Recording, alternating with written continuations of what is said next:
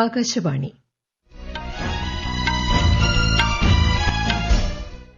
നമസ്കാരം. വാർത്തകൾ വായിക്കുന്നത് ബിന്ദു.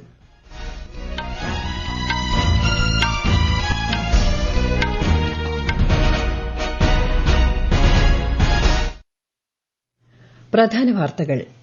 ന്യൂഡൽഹിയിൽ 27 വർഷങ്ങൾക്ക് ശേഷം ബിജെപി അധികാരത്തിലേക്ക്. എഎപി പാർട്ടി കൺവീനറും മുൻ മുഖ്യമന്ത്രിയുമായ അരവിന്ദ് കെജ്രിവാളിന് തോൽവി. കോൺഗ്രസിന് കനത്ത തിരിച്ചടി.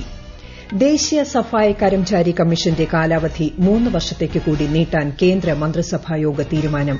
ശുചീകരണ തൊഴിലാളികളുടെ ഉന്നമനം, തൊഴിൽ സാഹചര്യം മെച്ചപ്പെടുത്തൽ തുടങ്ങിയവ ലക്ഷ്യം. പ്രധാനമന്ത്രി നരേന്ദ്രമോദിയുടെ ഫ്രാൻസ് യുഎസ് സന്ദർശനത്തിന് മറ്റന്നാൾ തുടക്കം. ഇന്ത്യയുമായുള്ള തന്ത്രപ്രധാന പങ്കാളിത്തം ഉറപ്പുവരുത്തുന്നതിന് സന്ദർശനത്തിൽ ഊന്നൽ. കേരള ശാസ്ത്ര കോൺഗ്രസിന് തൃശൂരിൽ തുടക്കമായി.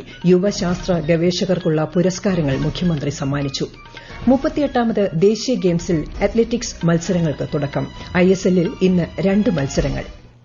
വാർത്തകൾ വിശദമായി. ഡൽഹിയിൽ 27 വർഷങ്ങൾക്ക് ശേഷം ബിജെപി അധികാരത്തിലേക്ക്. 70 സീറ്റുകളിലേക്ക് നടന്ന നിയമസഭാ തെരഞ്ഞെടുപ്പിൽ ഒടുവിൽ റിപ്പോർട്ട് ലഭിക്കുമ്പോൾ 48ഇടത്ത് ബിജെപിയും 22ഇടത്ത് ആം ആദ്മി പാർട്ടിയും ലീഡ് ചെയ്യുന്നു. എഎപി പാർട്ടി കൺവീനറും മുൻ മുഖ്യമന്ത്രിയുമായ അരവിന്ദ് കെജ്രിവാളും മനീഷ് സിസോദിയയും പരാജയപ്പെട്ടതായി റിപ്പോർട്ട്. തെരഞ്ഞെടുപ്പ് കമ്മീഷന്റെ ഔദ്യോഗിക പ്രഖ്യാപനം അല്പസമയത്തിനകം ഉണ്ടാകും. മുഖ്യമന്ത്രി അതീഷി മർലേന പിന്നിലാണ്. ബിജ്വാസൻ മണ്ഡലത്തിൽ ബിജെപി സ്ഥാനാർത്ഥി കൈലാഷ് ഗെഹ്ലോട്ട്, രോഹിണി മണ്ഡലത്തിൽ വിജേന്ദ്ര ഗുപ്ത, ന്യൂഡൽഹിയിൽ പർവേഷ് സാഹിബ് സിംഗ്, ജനക്പുരിയിൽ ആശിഷ് സൂദ് എന്നിവർ മുന്നിലാണ്. തുടർച്ചയായ 3ാം തവണയും കോൺഗ്രസിന് ഒരു സീറ്റിൽ പോലും ലീഡ് ചെയ്യാൻ സാധിച്ചില്ല. ഉത്തർപ്രദേശിലെ മിൽക്കിപൂർ നിയമസഭാ മണ്ഡലത്തിലേക്കുള്ള ഉപതെരഞ്ഞെടുപ്പ് വോട്ടെണ്ണലിൽ ബിജെപിയുടെ ചന്ദ്രഭാനു പാസ്വാൻ 25,000-ൽ-അധികം വോട്ടുകൾക്ക് മുന്നിലാണ്. തമിഴ്നാട്ടിലെ ഈറോഡ് ഈസ്റ്റ് നിയമസഭാ മണ്ഡലത്തിലെ ഉപതെരഞ്ഞെടുപ്പിന്റെ വോട്ടെണ്ണൽ പുരോഗമിക്കുമ്പോൾ ഡിഎംകെ നേതാവ് ചന്ദ്രകുമാർ വിസി മുന്നിലാണ്. പ്രധാനമന്ത്രി നരേന്ദ്രമോദിയുടെ ഫ്രാൻസ് യുഎസ് സന്ദർശനത്തിന് മറ്റന്നാൾ തുടക്കം. ഇരു രാജ്യങ്ങളും ഇന്ത്യയും തമ്മിലുള്ള തന്ത്രപരമായ പങ്കാളിത്തം ഉറപ്പുവരുത്തുന്നതിൽ സന്ദർശനം ഊന്നൽ നൽകും. ഫ്രഞ്ച് പ്രസിഡന്റ് ഇമ്മാനുവൽ മാക്രോയുടെ ക്ഷണപ്രകാരം ഈ മാസം 10 മുതൽ 12 വരെ ഫ്രാൻസ് സന്ദർശിക്കുന്ന പ്രധാനമന്ത്രി നിർമ്മിത ബുദ്ധി ഉച്ചകോടിയിൽ പങ്കെടുക്കും.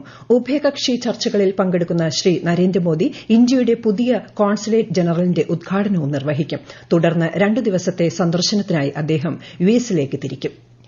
ദേശീയ സഫായി കർമചാരി കമ്മീഷന്റെ കാലാവധി 2025 മാർച്ച് 31 മുതൽ 3 വർഷത്തേക്ക് കൂടി നീട്ടുന്നതിന് കേന്ദ്ര മന്ത്രിസഭാ യോഗം അംഗീകാരം നൽകി.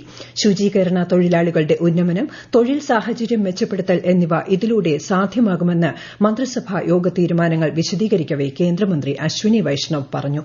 हमारे समाज का एक ये वर्ग ऐसा है जिस वर्ग को सबसे ज्यादा ध्यान देने की जरूरत है और इसीलिए इस पे 3 वर्ष का और एक्सटेंशन दिया गया है. करीब 50 करोड़ का 51 करोड़ खर्चा इस पे आएगा और जो स्ट्रक्चर है chairperson, vice chairperson, members, secretary, joint secretary, जिससे कि वो देश भर में घूम के देश भर में सफाई कर्मचारी से जुड़ी हुई जितनी भी समस्याएं हैं उनको हल कर सके. സ്കിൽ ഇന്ത്യ പദ്ധതിയുടെ തുടർച്ചയ്ക്കും പുനഃസംഘടനയ്ക്കും കേന്ദ്ര മന്ത്രിസഭായോഗം അംഗീകാരം നൽകി. റെയിൽവേയുടെ കാര്യക്ഷമത വർദ്ധിപ്പിക്കുന്നതിനായി സൌത്ത് കോസ്റ്റ് റെയിൽവേ സോണിനും മന്ത്രിസഭ അംഗീകാരം നൽകി. പരീക്ഷാ പേ ചർച്ച പരിപാടിയുടെ 8ാം പതിപ്പ് തിങ്കളാഴ്ച പരീക്ഷാ സമ്മർദ്ദത്തെ അതിജീവിക്കുന്നതിനുള്ള മാർഗ്ഗങ്ങൾ പ്രധാനമന്ത്രി നരേന്ദ്രമോദി വിദ്യാർത്ഥികളുമായി പങ്കുവയ്ക്കുന്ന പരിപാടി ന്യൂഡൽഹിയിലെ ഭാരത് മണ്ഡപത്തിലാണ് നടക്കുന്നത്. പുതുക്കിയ ഘടനയിൽ 8 ഭാഗങ്ങളായാണ് പരിപാടി സംഘടിപ്പിക്കുന്നത്. വിദ്യാർത്ഥികൾക്ക് പുറമെ അധ്യാപകരും മാതാപിതാക്കളും പരിപാടിയിൽ പങ്കെടുക്കും. ഇതുവരെ 3.30 കോടിയിലധികം വിദ്യാർത്ഥികളാണ് രജിസ്റ്റർ ചെയ്തിരിക്കുന്നത്.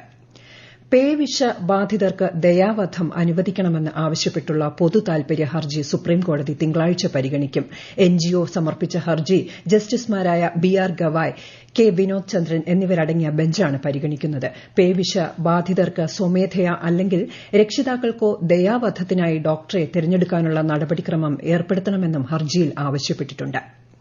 വിനോദം, സർഗ്ഗാത്മകത, സംസ്കാരം എന്നിവയെ ഒന്നിപ്പിക്കുന്ന വേവ്സ് ആഗോള ഉച്ചകോടിയുടെ ഉപദേശക സമിതി യോഗം പ്രധാനമന്ത്രി നരേന്ദ്രമോദിയുടെ നേതൃത്വത്തിൽ ന്യൂഡൽഹിയിൽ ചേർന്നു. പ്രമുഖ ചലച്ചിത്ര നടന്മാർ, വ്യവസായ പ്രമുഖർ, ഐടി വിദഗ്ധർ, മറ്റു മേഖലകളിലെ പ്രൊഫഷണലുകൾ ഉൾപ്പെടെയുള്ളവരുമായി പ്രധാനമന്ത്രി ഓൺലൈനായി സംവദിച്ചു.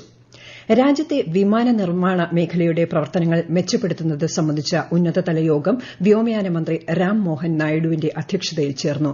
സിവിൽ ഏവിയേഷൻ സെക്രട്ടറി ഉൾപ്പെടെയുള്ള മുതിർന്ന ഉദ്യോഗസ്ഥരും വ്യവസായ ഗവേഷണ സ്ഥാപനങ്ങൾ, വിവിധ സർക്കാർ വകുപ്പുകൾ എന്നിവയുടെ പ്രതിനിധികളും പങ്കെടുത്തു. ആഗോള വ്യോമയാന രംഗത്ത് മുന്നിലെത്തുന്നതിന് സമഗ്രമായ സാഹചര്യം സൃഷ്ടിക്കുകയാണ് ലക്ഷ്യമെന്ന് മന്ത്രി പറഞ്ഞു. ഈ വാർത്തകൾ ആകാശവാണിയിൽ നിന്ന്. ആകാശവാണി വാർത്തകളും വാർത്താധിഷ്ഠിത പരിപാടികളും all India radio news Thiruvananthapuram YouTube ചാനലിലും all India radio news Thiruvananthapuram Facebook പേജിലും AR News_ തിരുവനന്തപുരം ഇൻസ്റ്റഗ്രാം അക്കൌണ്ടിലും AR News_TVM X ഹാൻഡിലും ലഭ്യമാണ്. 37ാമത് കേരള ശാസ്ത്ര കോൺഗ്രസിന് തൃശൂരിൽ തുടക്കമായി. മുഖ്യമന്ത്രി പിണറായി വിജയൻ ഉദ്ഘാടനം നിർവഹിച്ചു. യുവശാസ്ത്ര ഗവേഷകർക്കുള്ള പുരസ്കാരങ്ങൾ മുഖ്യമന്ത്രി സമ്മാനിച്ചു. ശാസ്ത്ര കോൺഗ്രസിൽ അവതരിപ്പിക്കുന്ന പ്രബന്ധങ്ങളുടെയും ഗവേഷണ പോസ്റ്ററുകളുടെയും സമാഹാരം ചടങ്ങിൽ മന്ത്രി കെ രാജൻ പ്രകാശനം ചെയ്തു. വയനാട് ചൂരൽമല മുണ്ടക്കൈ ദുരന്തത്തിൽപ്പെട്ട് പുനരധിവസിപ്പിക്കേണ്ടവരുടെ ആദ്യഘട്ട പട്ടികയ്ക്ക് അംഗീകാരം. സംസ്ഥാന ദുരന്ത നിവാരണ അതോറിറ്റിയാണ് പട്ടിക അംഗീകരിച്ചത്. 242 പേരാണ് പട്ടികയിൽ ഉൾപ്പെട്ടിട്ടുള്ളത്. ജില്ലാ കളക്ടറുടെ അധ്യക്ഷതയിൽ വയനാട് കളക്ടറേറ്റിൽ ഇന്നലെയാണ് യോഗം ചേർന്നത്. ലക്ഷദ്വീപിന്റെ പടിഞ്ഞാറ് വശത്ത് 3 ചെറു ഭൂമികുലുക്കങ്ങൾ അനുഭവപ്പെട്ടു. ഇതേ തുടർന്ന് കേരളത്തിൽ മുന്നറിയിപ്പൊന്നും നൽകിയിട്ടില്ലെന്ന് സംസ്ഥാന ദുരന്ത നിവാരണ authority member secretary Shekhar Kuriakose അറിയിച്ചു. സുനാമി മുന്നറിയിപ്പ് നൽകി എന്ന തരത്തിൽ ചില ഓൺലൈൻ മാധ്യമങ്ങൾ പ്രചരിപ്പിച്ച വാർത്ത വസ്തുതാവിരുദ്ധമാണെന്ന് അദ്ദേഹം പറഞ്ഞു.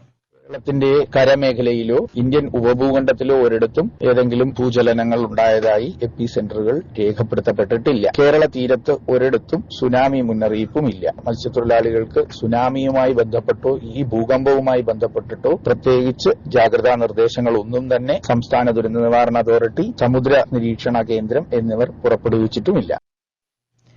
38ാമത് ദേശീയ ഗെയിംസിൽ അത്ലറ്റിക്സ് മത്സരങ്ങൾക്ക് തുടക്കം. കഴിഞ്ഞ 3 ദേശീയ ഗെയിംസിലും ട്രിപ്പിൾ ജമ്പിൽ സ്വർണം നേടിയ കേരളത്തിന്റെ NV ഷീന, പോൾ വോൾട്ട് താരം മരിയ ജെയ്സൺ, ഹൈജംപ് താരം ഏഞ്ചൽ ദേവസ്യ എന്നിവർ മത്സരിക്കുന്നുണ്ട്. കേരള താരങ്ങളായ Anurag, Alex P Thankachan, K Sneha, PS Manu എന്നിവർ ഇന്ന് മത്സരിക്കാനിറങ്ങും. 10 സ്വർണം ഉൾപ്പെടെ 26 മെഡലുമായി കേരളം 8ാം സ്ഥാനത്താണ്. സർവീസസ് 1ാം സ്ഥാനത്തും കർണാടക 2ാമതുമാണ്.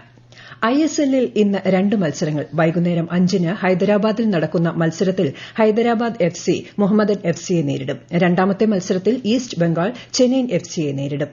സ്വർണ്ണവിലയിൽ വർധന. പവന് 120 രൂപ വർദ്ധിച്ച് 63,560 രൂപയിലെത്തി. ഗ്രാമിന് 7,945 രൂപയാണ് ഇന്നത്തെ വില.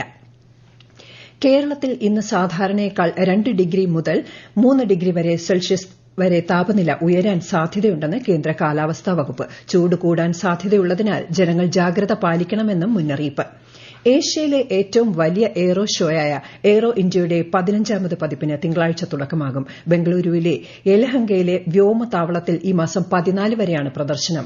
The runway to a billion opportunities എന്ന പ്രമേയത്തെ അടിസ്ഥാനമാക്കിയാണ് ഈ വർഷത്തെ aero show. Democratic republic of കോങ്കോയുടെ കിഴക്കൻ മേഖലയിൽ വർദ്ധിച്ചുവരുന്ന സംഘർഷത്തെ തുടർന്ന് കോളറ, മലേറിയ, മങ്കിപോക്സ് പോലുള്ള അസുഖങ്ങൾ പടരാൻ സാധ്യതയുള്ളതായി ലോകാരോഗ്യ സംഘടന മുന്നറിയിപ്പ് നൽകി. മങ്കിപോക്സ് വൈറസ് പ്രതിരോധ വാക്സിൻ വിതരണത്തെയും സംഘർഷാവസ്ഥ ബാധിച്ചിട്ടുണ്ട്. WHOയുടെ കണക്കനുസരിച്ച് സംഘർഷത്തിൽ ഏകദേശം 843 പേർ കൊല്ലപ്പെടുകയും 3082 പേർക്ക് പരിക്കേൽക്കുകയും ചെയ്തിട്ടുണ്ട്. സാധുവായ രേഖകളില്ലാത്ത രാജ്യത്ത് തങ്ങിയതിന് 4 സ്ത്രീകൾ ഉൾപ്പെടെ 7 ബംഗ്ലാദേശി പൌരന്മാരെ മുംബൈയിൽ അറസ്റ്റ് ചെയ്തു. ബംഗ്ലാദേശിൽ നിന്നുള്ളവരാണെന്നും 2020 മാർച്ച് മുതൽ ഇന്ത്യയിൽ താമസിക്കുന്നതായും പ്രതികൾ സമ്മതിച്ചെന്ന് പോലീസ് അറിയിച്ചു. 2 ദിവസം നീണ്ടുനിൽക്കുന്ന ബിംസ്റ്റെക് ഡിജിറ്റൽ കോൺക്ലേവിന് കൊളംബോയിൽ തുടക്കമായി. അഭിവൃദ്ധിക്കായി ഡിജിറ്റൽ പൊതു അടിസ്ഥാന സൌകര്യങ്ങളുടെ നിർമ്മാണം എന്നതാണ് ഈ വർഷത്തെ പ്രമേയം. പ്രധാന വാർത്തകൾ വീണ്ടും. ന്യൂഡൽഹിയിൽ 27 വർഷങ്ങൾക്ക് ശേഷം BJP അധികാരത്തിലേക്ക്. AAP പാർട്ടി കൺവീനറും മുൻ മുഖ്യമന്ത്രിയുമായ അരവിന്ദ് കെജ്രിവാളിന് തോൽവി. കോൺഗ്രസിന് കനത്ത തിരിച്ചടി. ദേശീയ സഫായി കർമ്മചാരി കമ്മീഷന്റെ കാലാവധി 3 വർഷത്തേക്ക് കൂടി നീട്ടാൻ കേന്ദ്ര മന്ത്രിസഭാ യോഗ തീരുമാനം. ശുചീകരണ തൊഴിലാളികളുടെ ഉന്നമനം, തൊഴിൽ സാഹചര്യം മെച്ചപ്പെടുത്തൽ തുടങ്ങിയവ ലക്ഷ്യം. പ്രധാനമന്ത്രി നരേന്ദ്രമോദിയുടെ ഫ്രാൻസ് US സന്ദർശനത്തിന് മറ്റന്നാൾ തുടക്കം. ഇന്ത്യയുമായുള്ള തന്ത്രപ്രധാന പങ്കാളിത്തം ഉറപ്പുവരുത്തുന്നതിന് സന്ദർശനത്തിൽ ഊന്നൽ. കേരള ശാസ്ത്ര കോൺഗ്രസിന് തൃശൂരിൽ തുടക്കമായി. യുവശാസ്ത്ര ഗവേഷകർക്കുള്ള പുരസ്കാരങ്ങൾ മുഖ്യമന്ത്രി സമ്മാനിച്ചു. 38ാമത് ദേശീയ ഗെയിംസിൽ അത്ലറ്റിക്സ് മത്സരങ്ങൾക്ക് തുടക്കം. ISLൽ ഇന്ന് 2 മത്സരങ്ങൾ. വാർത്തകൾ കഴിഞ്ഞു. അടുത്ത വാർത്താ പ്രക്ഷേപണം വൈകിട്ട് 6:30.